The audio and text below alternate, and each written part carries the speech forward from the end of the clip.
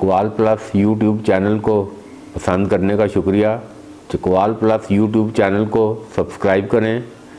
Bell icon کو click کریں تاکہ تمام ویڈیو آپ تک پہنچ سکیں۔ ویڈیو کو لائک اور شیئر بھی کریں۔ شکریہ۔ بسم اللہ الرحمن الرحیم۔ جمعے کے روز Lahore high court Rawalpindi bench نے چکوال میں جاری ایک بڑے گرانڈ آپریشن، جس کے بارے میں یہ بتایا جا رہا تھا کہ اس آپریشن کے ذریعے اربوں روپے کی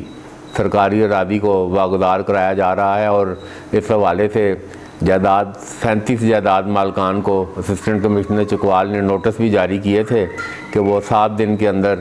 سرکاری جائیداد کو خالی کر دیں، اور کیونکہ یہ پنجاب حکومت کی ملکیت ہے۔ جبکہ اس دوران میں مالکان جائیداد نے اپنے تمام ملکیتی ثبوت، جس میں پی ٹی ڈی، رجسٹریاں اور تمام دیگر دستاویزات شامل ہیں، اسسٹنٹ کمشنر چکوال کو پیش بھی کر دی تھیں، مگر انہوں نے پہلے مرحلے میں 2 ستمبر کو تحصیل چوک میں میڈیکل ہال اور ادھر تھانے سے ملکہ 11 دکانوں کو سیل کیا تھا، اور وہ مسلسل آگے سارا ہسپتال روڈ تک سیل کرنے کے لیے ایک آپریشن کا آغاز کیا تھا، مگر وہاں پر جائیداد مالکان کے احتجاج پر انہوں نے یہ آپریشن 15 روز کے لیے مؤخر کرتے ہوئے تمام جائیداد مالکان کو کہا تھا کہ وہ کمشنر آفس سے اس کی تصدیق کرائیں، مگر بعد ازاں کمشنر آفس نے اسسٹنٹ کمشنر چکوال کو یہ ہدایت کی کہ وہ خود ہی ان تمام جائیداد کے کاغذات کی تصدیق کریں۔ تو بہرحال اسی دوران میں اسسٹنٹ کمشنر نے جمعرات کے روز کل تحصیل چوک میں وہ جو 11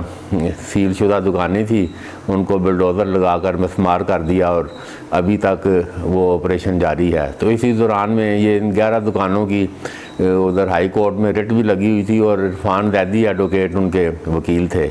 تو انہوں نے آپریشن کل جو یہ بلڈوزر لگانے سے پہلے اسسٹنٹ کمشنر کو یہ بھی کہا تھا کہ یہ معاملہ لاہور ہائی کورٹ میں سماعت ہے، مگر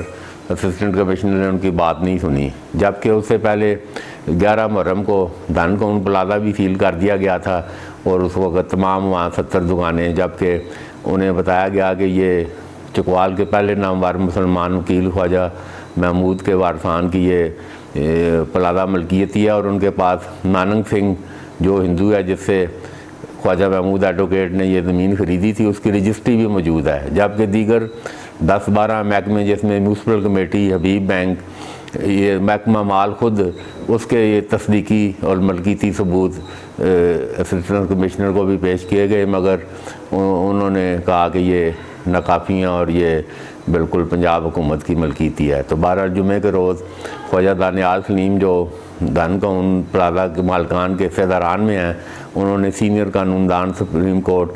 محمد امیر بٹ کے ذریعے رٹ پٹیشن بھی دائر کی، اور اس میں انہوں نے اسسٹنٹ کمشنر چکوال کے اختیار کو بھی چیلنج کیا، جس پر فاضل جسٹس وقاص رؤوف مرزا نے اسسٹنٹ کمشنر چکوال کا نوٹس معطل کرتے ہوئے پلازہ کی موجودہ صورتحال کو برقرار رکھنے کا حکم دیتے ہوئے انہیں 17 ستمبر کو اپنی عدالت میں یہ جواب دینے کے لیے کہ انہوں نے کس قانون اختیار اور وجوہات کی بنا پر دھن کون پلازہ کو سیل کیا ہے۔ بہرحال یہ آج لاہور ہائی کورٹ کے احکامات سامنے آنے سے یہ گرینڈ آپریشن جو انتظامیہ کی طرف سے شروع کیا گیا تھا اس کو کاری ضرب لگی ہے، اور بہرحال منگل کو جب یہ سیل شدہ دکانوں اور دھن کون پلازہ کی سماعت ہوگی تو مزید صورتحال واضح ہو کر سامنے آئے گی۔